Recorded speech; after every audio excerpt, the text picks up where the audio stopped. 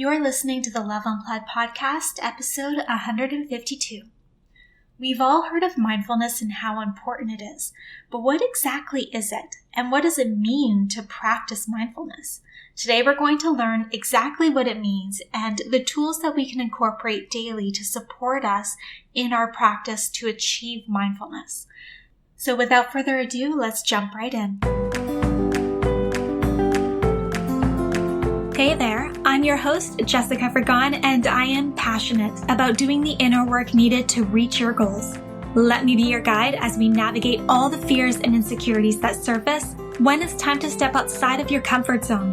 Along with my knowledgeable guests and industry experts, I'm here to teach you how to reawaken your life purpose and passion and create the steps to turn your intentions into action. Ultimately, my goal is to empower you to rise above those blocks holding you back and start living a life that you are worthy and deserving of. So come on, it's time to slow down, find a comfy spot with your favorite organic tea, and get inspired. Thank you for tuning in to the Love Unplugged podcast.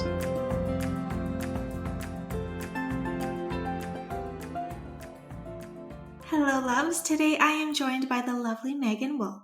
Megan, BAMS, is a certified mindfulness and meditation practitioner. Megan has taken 12 years of special education experience, a degree in psychology and social emotional learning training to create a thriving mindfulness business.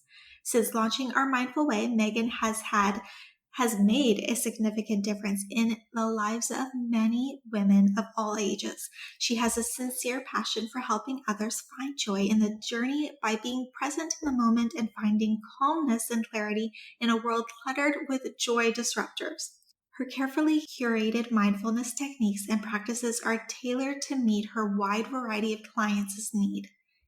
Join Megan's Mindful Circle community, a safe, nurturing space where women come together to connect and practice everyday mindfulness.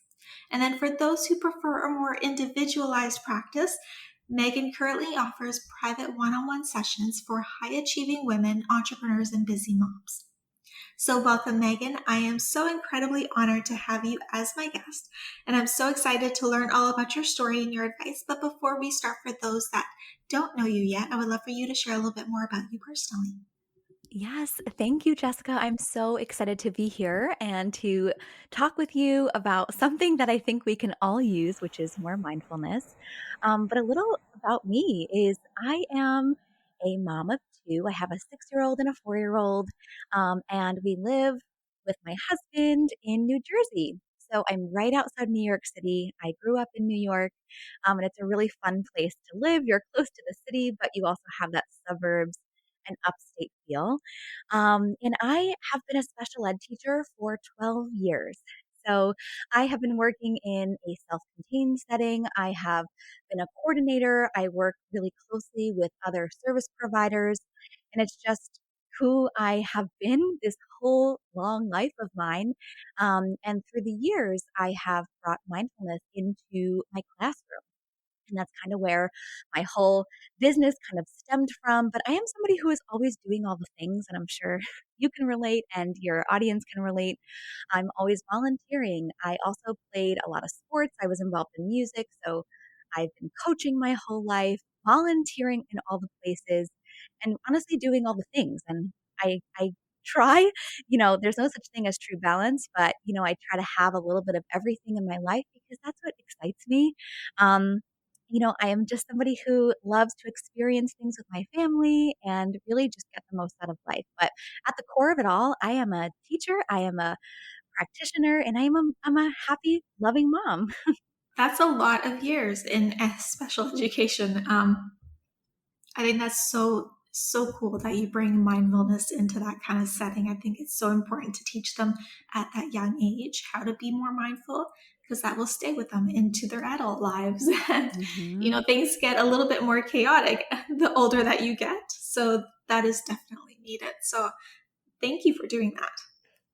Yeah, and I totally agree with that, and that's why I had brought mindfulness in, and it's very interesting. I know we're going to talk a little bit about my business and how we as adults can benefit from mindfulness. But when you realize that children can benefit from it, and then you realize, wait a second, I can use a lot of this myself in my own life, it's really truly a life skill and it's a way of living. So I'm excited to chat more about that. Absolutely. So prior to starting your business, let's dive right into this. Was it always your career to work in education? Like, was that where you started from and that was the plan? Yeah. So I wanted to be a teacher my whole life, and I did that, and I loved it, and it was rewarding. It definitely came with, some ups and downs, a lot of stress, but also a lot of good. And if you're in the education field, you know that it is sometimes a thankless job, and we put our heart and soul into everything that we do. So being in education and being in playing that teacher role has absolutely been engraved in me since I was a little kid. And I think, leading up to create my business, I did not plan to start this business, which I think makes me a little bit unique here. But I had what I like to call as a pandemic pivot and teaching in the middle of COVID. And shout out to all of the helpers in our world and in our community who had to keep showing up during a really troubling and tough time. Um, I taught for part of it, and then I ended up pivoting.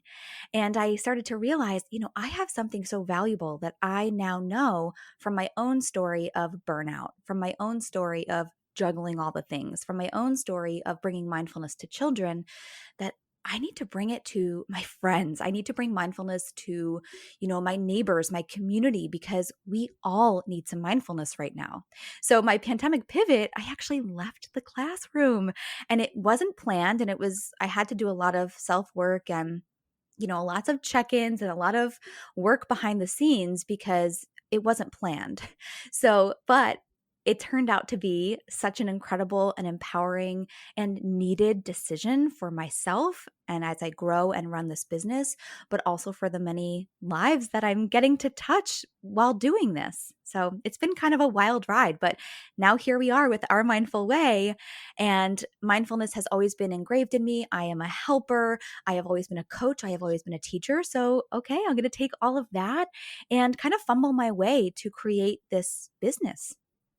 How did you feel? Like, I know you made that decision to take that leap, but how did you feel leaving something that you had worked for quite some time and that you obviously very much enjoyed to then branch out into an entrepreneur and starting a business? Like, that is very, very different worlds.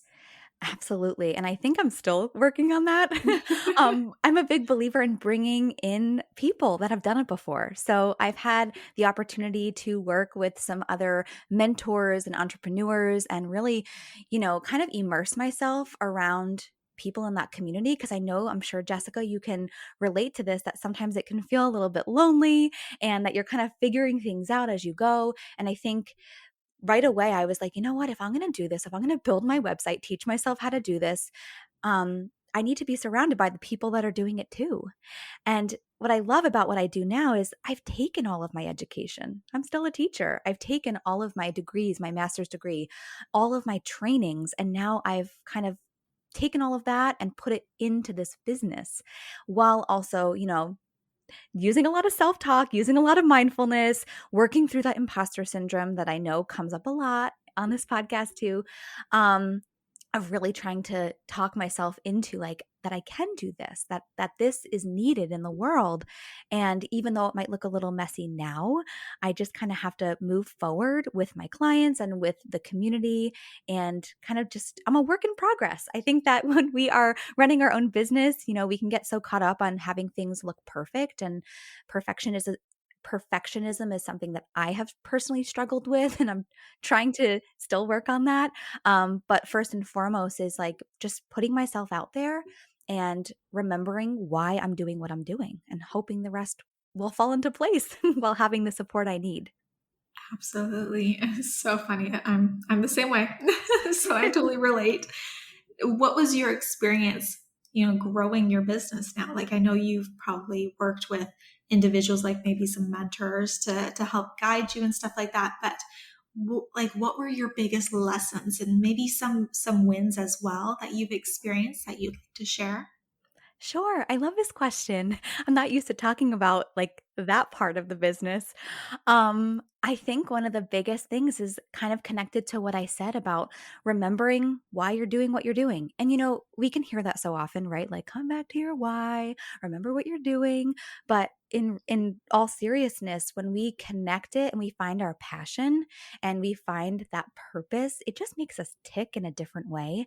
And I think for me, a win is when I kind of took all of the perfectionism away and that I thought I needed to have everything set and just started to talk to the people that need to hear it.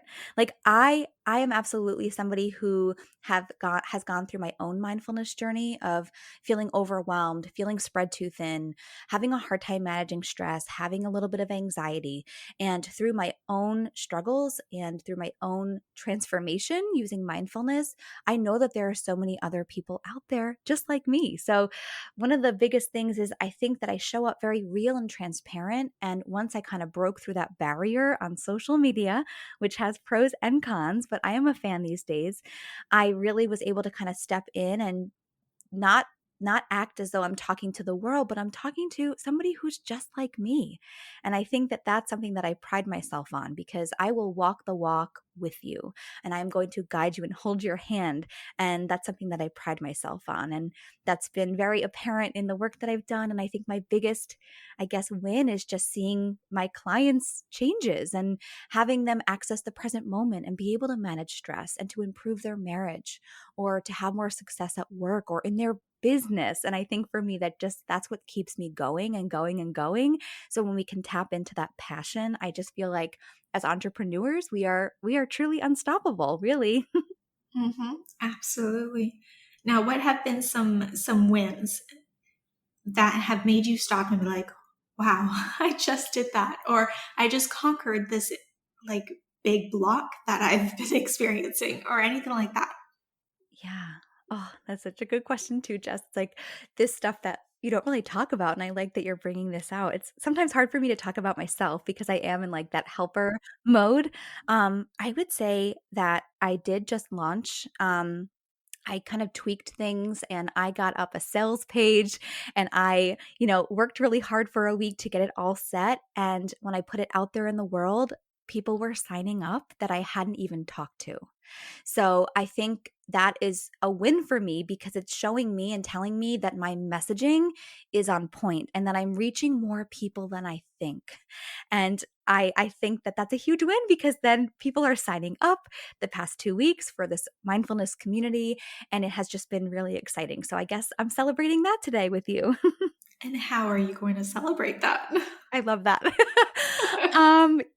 Another good question. I think probably with, either an IPA or a glass of wine later with my husband, since he's not traveling. My husband travels quite a bit, so he's around. And yeah, I'll make a moment for that. So thanks. Amazing. All right, so let's dive into your experience now. What is mindfulness? Hmm. Such a big question because it is such a big word. And I think that many of us have heard of mindfulness and we know that it's good, but it's like, wait, how do we actually get more mindful? How do we bring this into our life? Like, I'm not a huge fan of meditating. How can I be more mindful? So, the way that I love to define mindfulness is mindfulness equals intention plus attention. Intention plus attention. So when we are doing things with more meaning and we're paying attention on purpose, that's when we can live in a place of mindfulness. That's when we can bring in that sense of being really intentional with our thoughts, but also being really present while doing so. And I like to say that mindfulness, it's really a way of life. Our brain is wired to either be on that fight or flight mode. And I love to say that mindfulness is sort of that in between mode, that sweet spot where we don't feel like we're pulled in a million directions, where we don't feel like we're worrying about tomorrow or stressing about what just happened at work earlier in the day.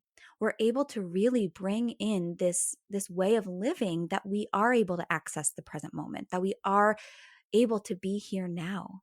And mindfulness is a science backed practice. And that's something that I love and that I love to talk about because, with psychology being my background, I love all things brain and all of that nerdy kind of stuff. But it's really wild because we have the ability to do these practices. Now, mindfulness is a practice. I love to share that. And I think it's important for everybody to know that. We can't just be present right now. Like, if you're like, okay, I just want to be present right now, or I want to be more mindful. Okay, I'm aware, I'm trying to be focused, but my brain's wandering. Well, our brain is actually wired to wander. So if you're listening and you feel like you're having a hard time focusing at work, or you're having a hard time going on a date night with your spouse and your mind is just somewhere else, or maybe you're a mom and you're playing a board game and you're having trouble staying focused with your kid, there's nothing wrong with you. 50% of the time, we are thinking about something else. And the data supports that. So, but the good news is that we can do things. We can do things and bring mindfulness into our daily life, that we can be present and we can practice making choices in the moment. We can increase our focus and we can actually start taking things a little less personally. So that's kind of like the overall of mindfulness. And it is a journey. It's not black and white. So you might be meditating for 3 days of the week, or you might be writing in your journal, every day. And then you fall off a little bit. And that's okay. It doesn't have to look a certain way in order for it to be effective, but we do have to practice. We might be on autopilot. We might have thoughts wandering. We might be feeling stressed. But if we have practice, and I'm going to share some tools a little later that you will get to bring into your daily life, you're going to start to realize and use them, and it's going to get easier over time. So that's kind of like I know it was kind of a long winded answer, but mindfulness truly stretches across all lanes of our life. It has psychological benefits, physical benefits, cognitive benefits, can help us feel calmer, can teach us how to respond to our thoughts and feelings, how to be kinder to ourselves. It has the ability to relieve anxiety, to make clearer choices, to reduce stress, manage pain, improve sleep. I mean, the list goes on. And one of the things that my clients love about it is that it truly brings in that feeling of centering, that feeling of groundedness. So we can live a more intentional and almost slower paced life because life is busy. So I think we can all use a little back pocket tools, is what I like to call them, to be able to pull out in those moments of stress or overwhelm or just in the middle of a busy day. Absolutely. So it feels more like a state, right? Hmm. You're wanting to get to a mindfulness state, and then there's tools in place like meditation and whatnot, which we will get into other types of tools, but to get into the state. Absolutely. I think that's the best way to really describe it because, our attention is fleeting and it's the number one gift that we can give our loved ones. And think about it, like when we are more attentive and we are living with more intention, it brings us more happiness, but it also improves our relationships. So when we're able to pay attention on purpose and live with more mindfulness, right? Everybody benefits, not just ourselves, but everybody around us. I love that so much. And I can totally relate to that because like my brain goes like, I don't know if there's a hamster that's like totally on crack or something in there, but it's just constantly going. And I sometimes like will get into a present moment. I'll be like, why am I on my phone right now when I'm supposed to be having dinner with a loved one? Like, why am I like not even paying attention to what they're saying? And I'm like thinking about something else related to the business. You know what I mean? Like, I have to like bring myself back to that state and be like, nope, nope, nope, nope, nope. You're going to be present right now. Yeah, well, Jess, and that's like a huge piece of mindfulness is awareness, and you have it. So that's great. And I think a lot of people don't have the awareness, and that's okay. By the way, a lot of compassion and kindness comes into mindfulness, which is huge, especially if you are a busy working woman, if you wear a lot of hats, maybe you're a working mom. We need to meet ourselves with kindness and compassion. And a big piece of mindfulness is looking at things from a non judgmental view. But self awareness is at the foundation of everything that we do. So just the fact that you were aware sometimes to say, oh my gosh, I'm on my phone. Well, guess what? You're being mindful in that moment to say, oh my gosh, I'm on my phone.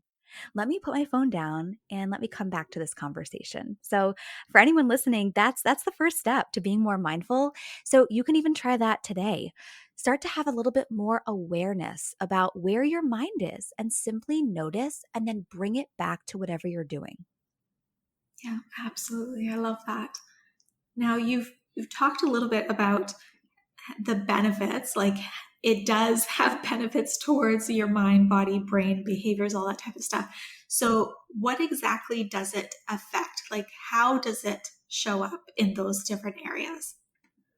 Absolutely. So, when we are practicing mindfulness, this is my favorite thing to talk about because, as somebody who is very busy, who's also a mom, I've worked with children, doing all the things, we are often living in a state of reactiveness.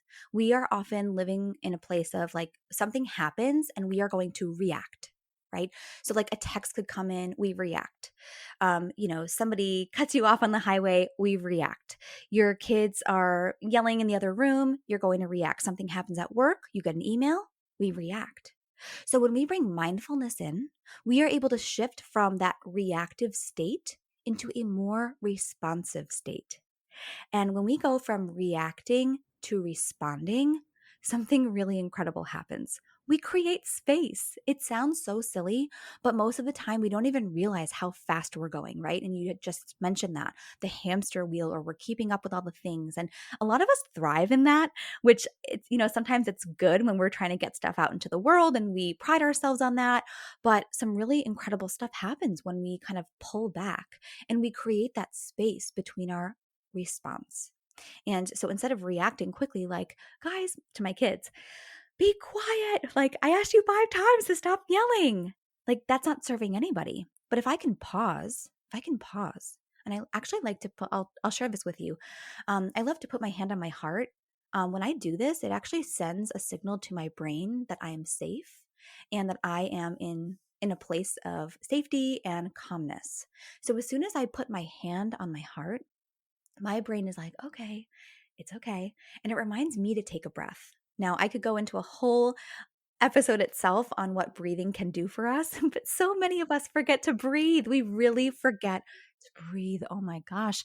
And it really has such incredible benefits. Again, it's signaling to our brain that we are in a calmer state, that we are in a safe place. So when in doubt, I always tell my friends, my clients, just breathe. And again, it sounds silly and we have to remember to do it.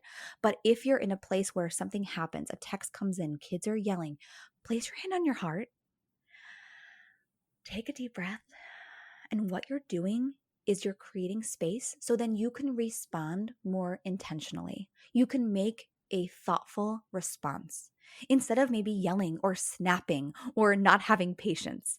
Just by taking that minute, we're able to kind of navigate the next situation in a very different way. And we're able to kind of, everybody, again, it affects everybody, but it starts with us. I hope I answered your question. I just went on a little tangent because I wanted to teach you about the hand on the heart. Whenever I use my hand on my heart, it just reminds me to breathe.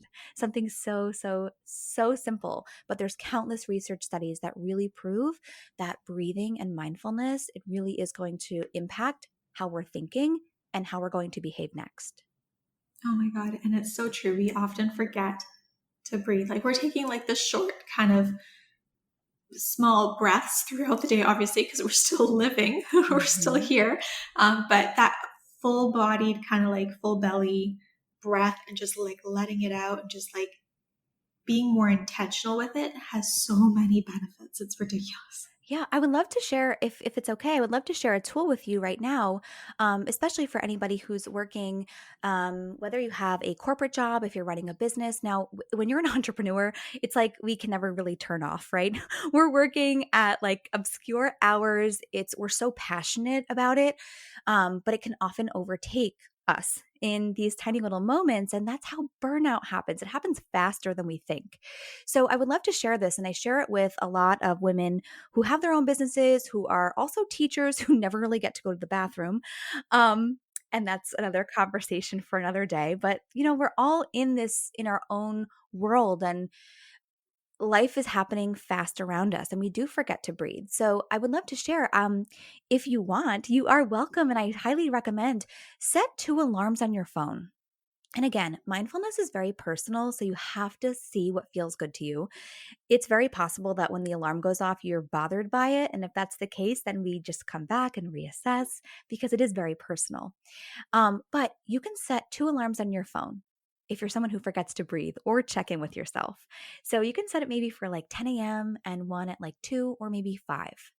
And you can put in there, you could put a reminder, you can label it that just says, check in and breathe. Or what do I need right now? So often we forget to ask ourselves. We are often helpers, right? Looking to help everybody else. But we don't ask ourselves, what do we need right now?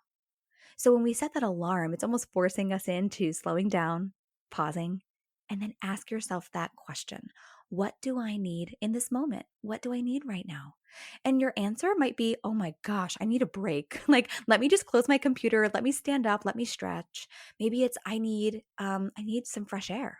You go outside, you feel the sun. Listen, those things are so we claim to be so busy, but we absolutely have a minute to check in on ourselves. Maybe your answer is going to be, I haven't eaten. I skip a lot of meals. So when I check in with myself, I'm like, oh my gosh, like no wonder I'm feeling tired or irritable or I'm in a bad mood. I didn't eat lunch. What do I need right now? Maybe I need to text my mom. Maybe I need to call a friend. Whatever that is in that moment, if we can help ourselves and actually put that into our phone and see how that feels, just to give ourselves that attention, give ourselves that care that we need. And maybe it's a breath, maybe it's a text to a friend, maybe it's an actual meal, but you are worthy of taking that time to take that minute to turn inward for a second. Yeah, absolutely. We're constantly giving ourselves to others. I think we always forget that we need to give to ourselves in order to be able to give to others. So it's so important that you brought that up to take that intentional time throughout the day to fill your own cup and to take care of your own needs. Absolutely. Like we are deserving of a cup ourselves. So it's important that, yeah, we're pouring into it for other people too, but it's important for us to be able to function, to be able to show up in a way that feels good to us. And by setting those alarms too, we don't need these big grand gestures, all right, around like taking care of ourselves, self care. Are they great? Yes. But just by asking yourself this question really does go a long way. And it is a form of self care. Absolutely. Now you've talked about breath and you've talked about meditation a little bit. Like, can we dive more into the tools that's going to help us become more mindful? Yeah, absolutely. So I think going back to having some self awareness is the number one thing where to start. So, having awareness for when your mind is wandering is the first step. And something really simple you can do. So, if you're at dinner and you're either, on your phone or you're thinking about your business and you're not present where your feet are, first of all, I always want to share with whoever is listening that there's nothing wrong with you that you're thinking about other things. It doesn't make you less of a wife, less of a partner, less of a mom, less of a professional. It doesn't. It's the way that our brain is wired. And our brain is used to that, right? And our brain likes comfort. So we often we go back to what makes our brain feel comfortable. So we kind of have to, you know, push back a little bit. So when you do find yourself wandering or off task, that could be even at work, you're off task, just simply notice and say, "Oh, I'm not on task. Let me come back to what I'm doing."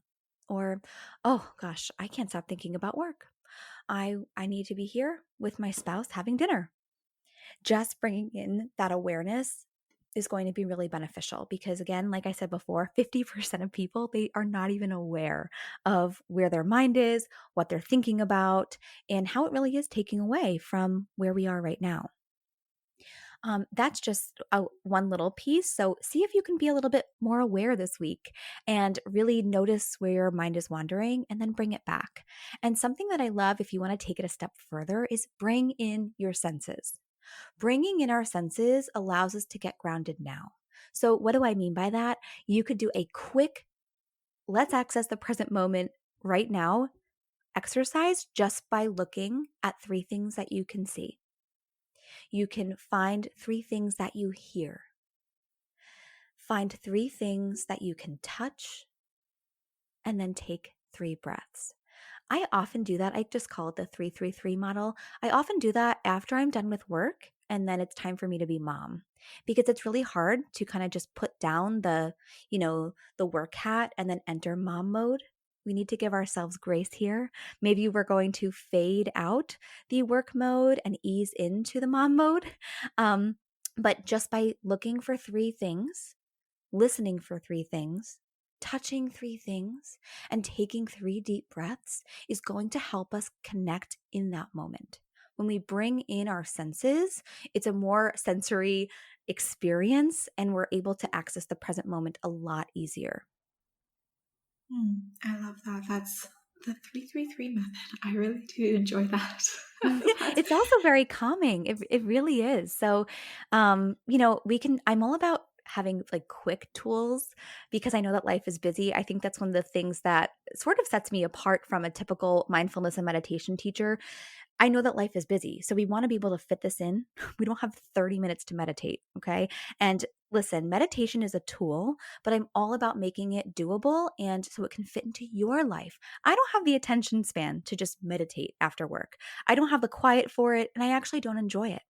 So there are different ways to meditate, and we can talk a little bit about that if you'd like. But the 333 model is just really allows us to become more aware of ourselves, and it creates a space so we can start to really access that present moment. I love that. Now, meditation. So let's dive a little bit into that. Like yourself, I don't always enjoy it. It is hard to kind of sit there for a longer period of time and just kind of be blank a little bit, like allowing the thoughts to come and go and whatnot. But I very much struggle with that. And I know a lot of people do as well. And you can get like kind of anxious or like have feelings of anxiety because you're kind of like just being forced to sit there and not do anything. So, what would be your suggestions on how we can create a more intentional meditation practice that actually benefits us? Yes. Okay. I love this question because that is me. And when I work with clients, it seems to be a lot of people. Now, there are people who love to sit and meditate in silence. I cannot do that. And if you do have anxious thoughts or it's making you feel antsy, I do want to say that it is a practice. Okay. So, something you're not, it's like kind of riding a bike or an exercise routine. We have to keep practicing it and then we will hopefully get better. But with that being said, I'm going to encourage you if you are feeling anything that Jessica just shared, take it outside. A walking meditation is my favorite form of meditation. Why? I get to move my body. I love walks and it's something I do every single day. And I also love podcasts. So I'm usually have my AirPods in, but I know that I just need 5 minutes with nothing. And it's one of the greatest gifts that I give myself every single day. And a walking meditation, you are still able to meditate while moving your body. And it's really beautiful. And I'll tell you how to do it. Take out those AirPods for sure. And then you're just going to connect with nature. It sounds so silly, but meditating is actually all about focusing on one focal point. So when we're sitting at home, we're actually focusing on our breath and we're creating an open space and an open heart for whatever might be coming up. But when we're outside, we're able to focus on some other tangible things. So if you have trouble just with your regular meditation, also side note, I love guided meditations. I like to feel inspired. I like to feel connected. So there are tons of apps out there or even YouTube, or you can come find me on Instagram and I will take you through a little one. Um, Guided meditations are so much more easy for me to digest as opposed to just sitting in silence. But when we take it outside, we're able to connect our body. So you're walking and you're just noticing, again, bringing in those senses. You are focusing on each foot hitting the pavement. You're focused on how that feels. How do your legs feel? How do your muscles feel? You're focused on the sights around you. Do you see leaves changing? Do you see birds flying? Do you see a neighbor mowing his lawn? You're tuning into sounds. What do you hear? Maybe you hear cars speeding by. Maybe you hear birds chirping. Maybe you hear kids laughing. Just really focusing in on what you see, what you hear, and what's around you. And you can even turn it inward. What do you hear within you? Is it your heart pounding? Do you notice that your face is getting a little hot? Maybe it's hot out when you're walking. Just by focusing, you are doing a walking meditation. That counts. There are so many different ways to meditate. So if you're having trouble sitting and you're having anxious and you're feeling antsy, go ahead and try that walking meditation. The other option is a mindful shower. It's one of the things I love to do. Again, we're bringing in our senses here. And the shower, when we meditate, I do want to say when we find a good meditation practice for us, for me personally, it brings up so much creativity. I am creating a sacred space for me to kind of do nothing and to almost just have that openness and that groundedness within me. And my best ideas come when I'm taking a mindful walk or I'm taking a mindful shower. And in the shower, I'm really connected to how the water feels, how the soap smells, just really enjoying the sensory pieces to taking a shower. I think so many of us in the shower, our mind is like wandering and we can feel anxious or our thoughts are just going, going, going. Or maybe you have a good cry in there and that's wonderful. But bringing in your senses again, that's another form of meditation. So maybe you want to try a walk. Maybe you want to try a shower. You don't have to sit in silence. Okay, I hope that answered your question. Yes, absolutely. I love that. And the shower piece, I mean, that sounds like something I want to do right now. Yeah, it's so grounding. And listen, that's another thing, Jess, I want to share is meditation looks different for everybody. So some people do it to clear their mind. Some people do it to feel super grounded and centered. That's personally what I love about it. Some people do it to have their best and greatest ideas. There's so many different benefits to meditating. Maybe none of those work for you. Try meditating at night. Try pulling up a guided meditation so you can feel calm and you can start to, really rest and settle into that relaxation mode. There are so many different forms of meditating. My biggest tip is to not give up and to try a couple of different things and see what is best serving you. I love that. Now, what does your practice look like? Yeah, so mine is definitely mindful walks. Um, I love taking mindful walks. I love truly connecting in nature. It makes me happy and I'm able to truly turn inward for a little bit. Again, as somebody who's a helper and an Enneagram 3, I don't know if you do the Enneagram, Jess. What are you? A three. Yes. So we're like constantly on trying to achieve, right?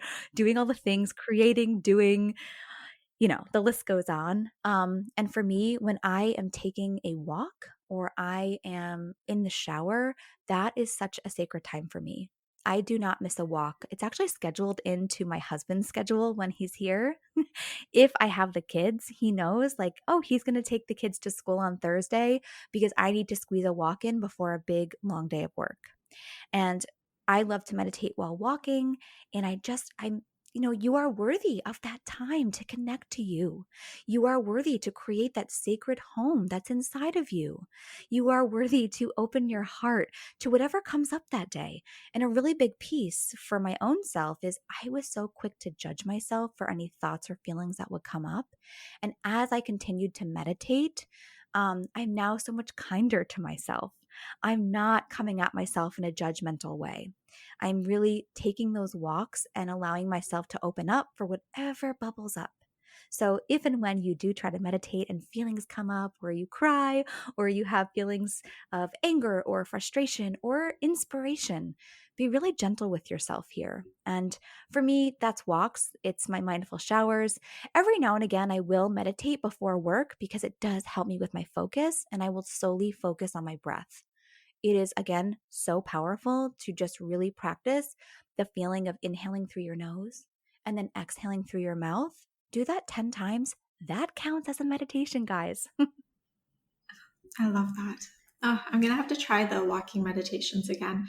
I started doing them, but I think they were just too long for me and I was getting very antsy. So I'm going to shorten it up and try to be a little bit more aware Yeah, of let me my know how it thoughts. goes. Do 5 minutes and let me know how it goes. It also helps before you like set on into a call or if you have a big meeting, take trying to do that mindful walk before you're settling in to a big long day.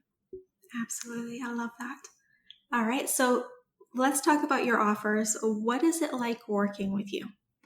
Oh, well, I love talking about this because it has been such a gift to be able to work with, women that are in corporate, working moms. Um, I am rooted in growth, connection, and practice. I also do everything with such compassion. When you work with me, you get all of me. And I want you to have that ease, that happiness, that alignment, and more present moments with your family without skipping a beat, because I get it. Like, we have a lot going on, and sometimes that's good. But I also know that when you're feeling fuzzy or overwhelmed or burnt out, I want you to know that there are things that we can do. There are things that we can do to find more inner peace and to bring mindfulness that stretches across all lanes of our life. So when you work with me, I work one on one with clients. And that can look like private mindfulness sessions and private coaching where things are really tailored to you. I will say mindfulness is very personal. So things kind of come up, and then I'm able to give you tools to use in those moments. And then I have the Mindful Circle community. This is what I'm really excited about. This is a monthly membership that includes live community calls. We talk everyday mindfulness, work life balance, mindful parenting, bringing in self-compassion, managing stress and anxiety, and so much more. There's live Q&As, there's coaching, and there are crowd favorite meditations. I'm also a certified meditation teacher, so you know that the guided meditations that you're going to get you are going to feel that. And I want everyone to know that they're worthy. You are worthy of bringing more mindfulness into your life. And it's such a beautiful thing because it's the gift that keeps on giving, in the sense that, yes, we're working on ourselves, but everyone around us gets to benefit from that. So, yes, I'm very, very passionate about what I do. I also work with some businesses doing workshops for them. And I will eventually possibly be working in some schools, bringing mindfulness to more students, but also the adults, because we know that we can all use a little bit more mindfulness. I love that so much. All right. So, where can people connect with you? Where do you hang out the most online? Should they be now looking to have that more dedicated support in creating a more mindful practice? Yeah, absolutely. So you can follow me over on Instagram. That's where I am every day at Our Mindful Way. And then also you can head to my website, ourmindfulway.com, to see more about my offerings and reach out there if you would like a free mindfulness session to see kind of what this would look like. I'm all about tangible tools and making it fit into your current life. And then lastly, I have the Our Mindful Way podcast. So if you enjoy this podcast, I have a feeling you'll enjoy Our Mindful Way as well. Amazing. Well, thank you so much, Megan, for sharing your story and your expertise. You've given us incredible tips on how we can be more mindful in our daily lives and the benefits that we're actually going to be able to experience doing so. So, thank you so much for taking the time to join us today. Thank you so much for having me. I'm so honored and grateful, and I'm wishing everyone a wonderful day.